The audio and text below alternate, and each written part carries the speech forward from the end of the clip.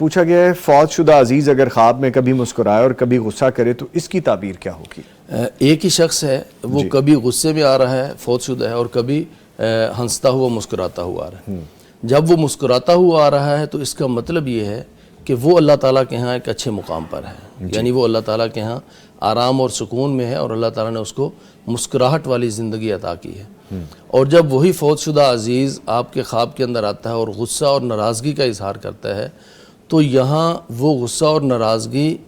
اس کا تعلق اس بات سے ہے کہ اسے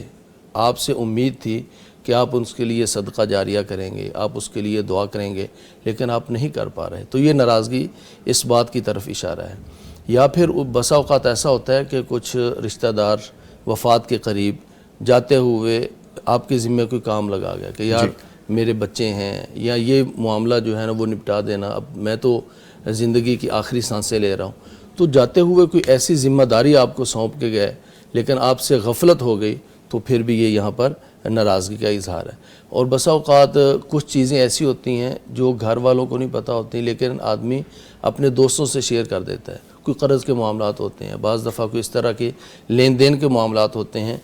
آپ اس کے امین تھے،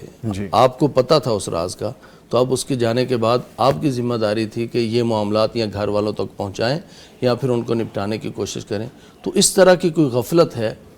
جس کی طرف اشارہ ہے۔ یا پھر یہ انسان جس نے یہ خواب دیکھا ہے اس کی ذاتی عملی زندگی نماز روزے کے حوالے سے کہیں سستی ہے، وہ بندہ مسکرا رہا ہے اپنی زندگی میں قیامت میں انشاءاللہ،